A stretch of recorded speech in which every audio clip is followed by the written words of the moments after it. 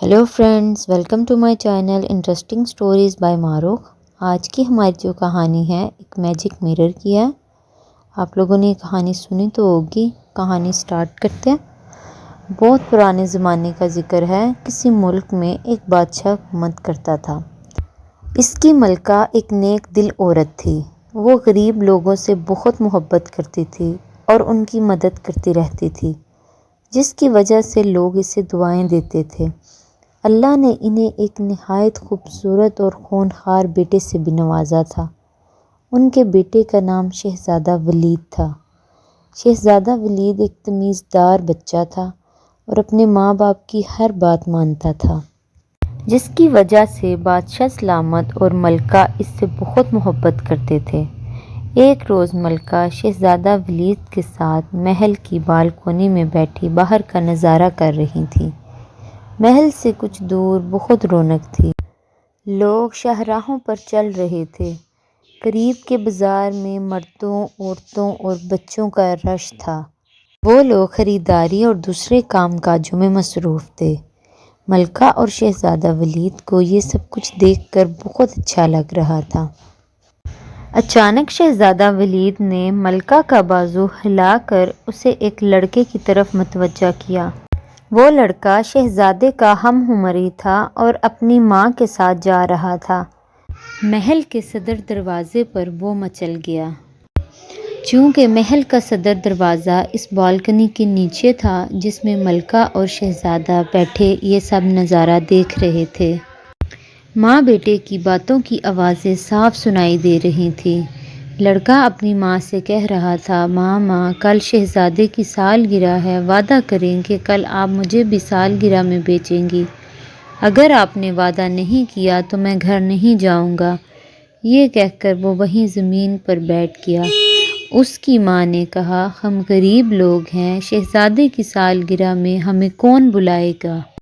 बेटा ज़िद मत करो और घर चलो, तुम्हारा बाप काम पर से आता ही होगा, मुझे जाकर खाना भी बनाना है। लड़के ने ये सुना तो मायूसी से एक नज़र महल पर डाली और खामोशी से माँ के साथ चल पड़ा। शहज़ादा वलीद ने कहा, अम्मी हुजूर, इस लड़के का कितना दिल चाह रहा है कि कल वो मेरी सालगिरह में शिरकत करे। उसकी अम्मी कह रही थी कि गरीब लोगों को शहज़ादे की सालगिरह में कौन बुलाएगा। आप इस लड़के को कह दें कि ये गरीब है तो क्या हुआ, मेरी सालगिरह में ज़रूर आएगा। मलका ने शहज़ादा वलीद के सर पर मोहब्बत से हाथ फेरा और बोली, शहज़ादे, हमें खुशी है कि आप इतनी अच्छी अच्छी बातें सोचते हैं। अमीर हो या गरीब, सबको अल्लाह ने बनाया है। अगर हमारा बस चले तो हम आपकी सालगिरह में मुल्क भर के तमाम बच्चों को बुलाएं, मगर हम ऐसा नहीं कर सकते। ये कहकर मलका ने एक ग़ुलाम को इशारा किया और उससे बोली, तुम जल्दी से उस लड़के और औरत के पीछे जाओ और खामोशी से पता करके आओ कि वो लोग कहाँ रहते हैं। मलका का हुक्म पाकर ग़ुलाम फ़ौरन रवाना हो गया और थोड़ी देर बाद पूरी मालूमात लेकर आ गया। अगले रोज़ उस गरीब औरत के घर पर एक शाही बग्गी आकर रुकी। उस औरत का शोहर काम पर गया हुआ था। 2 कनीज़ें बग्गी से उतरकर घर में गईं। उनमें से एक कनीज़ ने लड़के की माँ को बताया कि वो औरत और उसका लड़का शहज़ादे की सालगिरह की तरकीब में शिरकत करें। कनीज़ अपने साथ एक बड़ा सा थाल भी लेकर आई, जिस पर एक रेशमी कपड़ा पड़ा हुआ था। वो थाल उन्होंने उस गरीब औरत के हवाले किया और चली गईं। वो औरत बहुत खुश थी, इसके बेटे की ख्वाहिश पूरी हो गई थी। उसने बेटे को भी इस बारे में बताया तो वो बहुत खुश हुआ। थाल में उस औरत के बेटे के लिए एक बहुत खूबसूरत शेरवानी थी।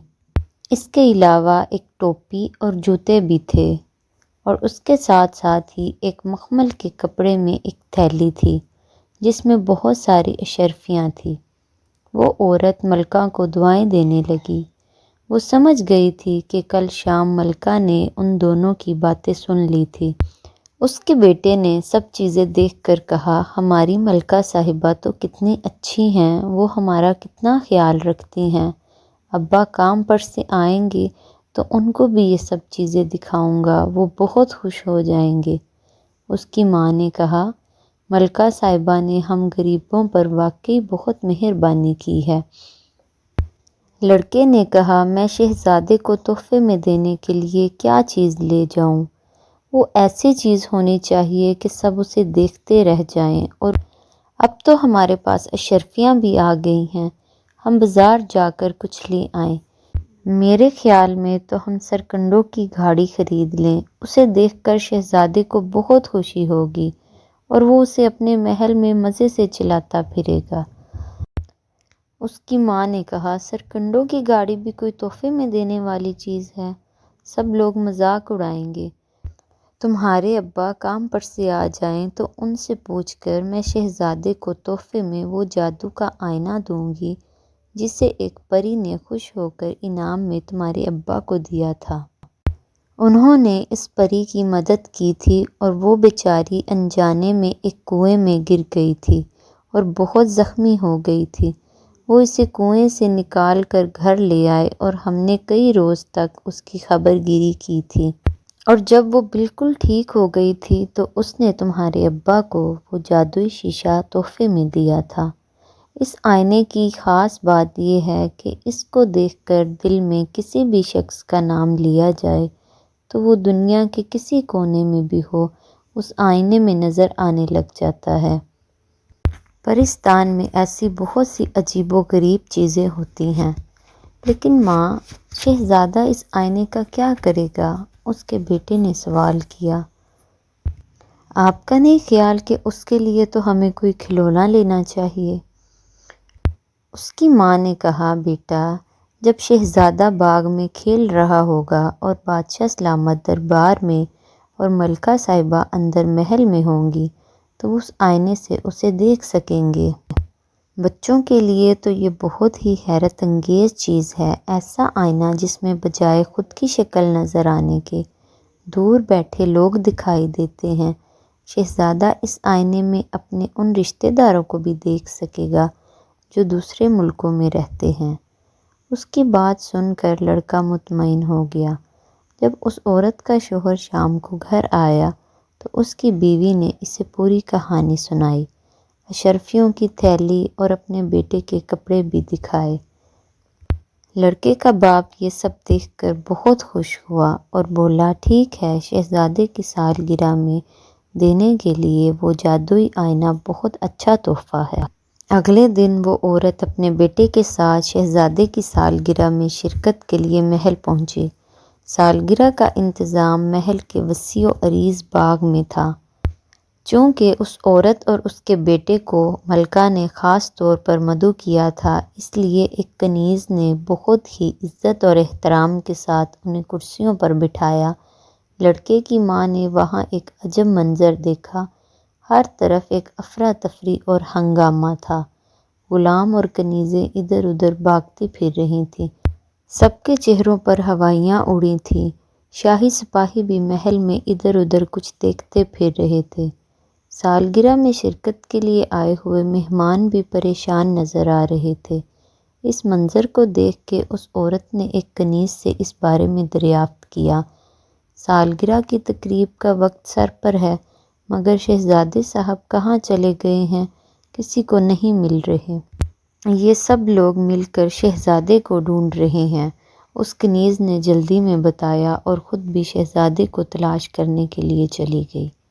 بادشاہ سلامت بھی وہاں موجود تھے۔ کافی تلاش کے باوجود بھی جب شہزادے کا کوئی اتا پتہ نہ چلا تو انہوں نے شاہی داروغہ کو طلب کیا اور بولے، داروغہ، ملک میں کا چپا چپا چھان مارو اور رات ہونے تک ہمارے شہزادے کو ڈھونڈ کر ہمارے پاس لاؤ۔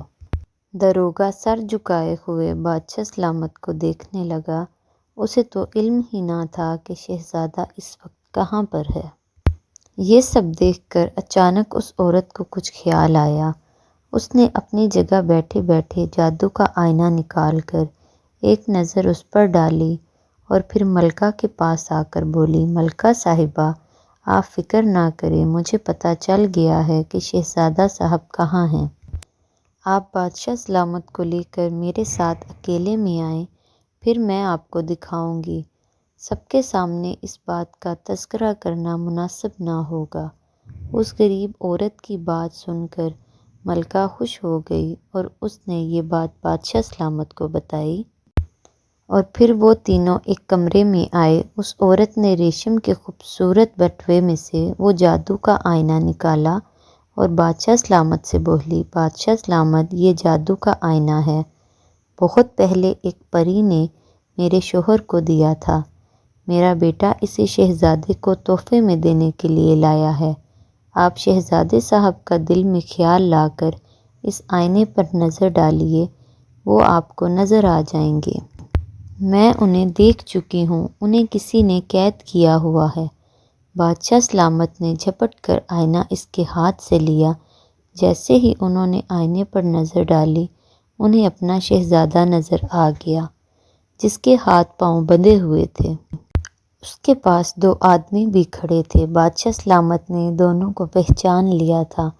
ان میں سے ایک ان کا وزیر تھا اور دوسرا ان کا ایک شاہی غلام تھا۔ بادشاہ سلامت یہ سب دیکھ کر بہت غصے میں آ گئے اور داروغہ کو حکم دیا کہ اس نمک حرام وزیر اور غلام کو فوراً گرفتار کر کر میرے سامنے پیش کیا جائے۔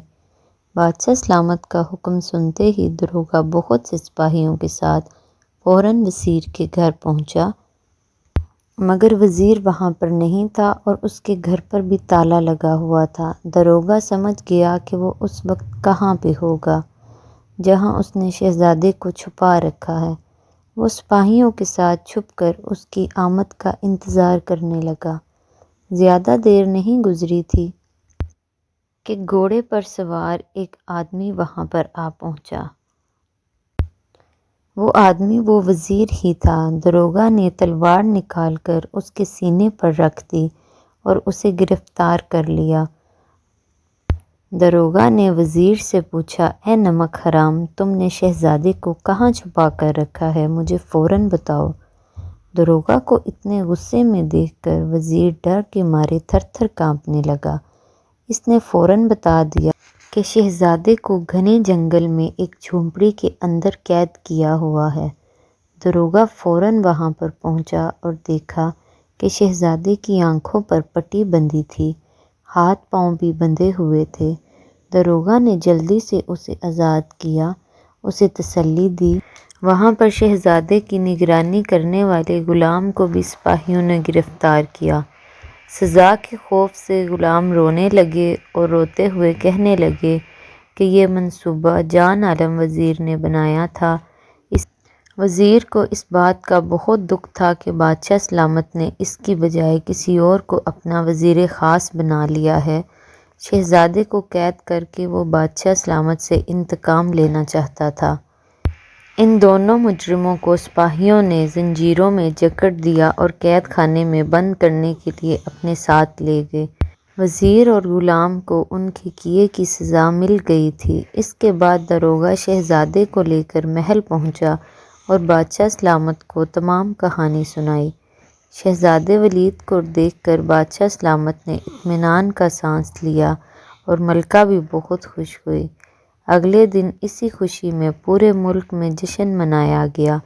محل میں بھی ایک تقریب تھی جس میں سب امیر اور غریب شریک تھے۔ اس عورت کو ملکہ نے خاص طور پر اس تقریب میں بلایا تھا۔ وہ آئی تو ملکہ نے کہا، نیک دل خاتون، اللہ نے ہم پر بڑا کرم کیا ہے کہ ہمارا شہزادہ ہمیں بحفاظت مل گیا ہے۔ اس کا وسیلہ تم بنی تھی۔ اگر تم وہ جادو کا آئینہ نہ دیتی تو ہمیں پتہ ہی نہ چلتا کہ ہمارا شہزادہ اس وقت کہاں پر ہے۔ وہ عورت بولی، ملکہ، آپ بہت نیک اور رحم دل خاتون ہیں۔ آپ نے مجھ غریب کے بیٹے کی خواہش پوری کی تھی اور اسے شہزادے کی سالگرہ میں بلایا تھا، جس کی وجہ سے میرا بیٹا بہت خوش ہو گیا تھا۔ اللہ نے آپ کو اس نیکی کا صلہ دیا۔ نیکی کبھی رائیگاں نہیں جاتی۔ یہ جادو کا آئینہ میں شہزادے صاحب کے حوالے کرتی ہوں، وہ اسے دیکھ کر بہت خوش ہوں گے۔ اس کی بات ٹھیک نکلی۔ شہزادہ ولید اس عجیب و غریب آئینے کو پا کر بہت خوش تھا۔ وہ اپنے دل میں جس شخص کے متعلق بھی سوچتا، اسے آئینے میں وہ نظر آنے لگتا۔ وہ اس آئینے کو ہر وقت اپنے پاس رکھتا۔ شہزادے کے مل جانے سے بادشاہ سلامت بھی بہت خوش تھے۔ انہوں نے اس عورت کو بہت سا انعام دیا جس سے اس کے دن پھر گئے اور وہ اپنے شوہر اور بیٹے کے ساتھ ہنسی خوشی زندگی گزارنے لگی۔ Thanks for watching. اللہ حافظ۔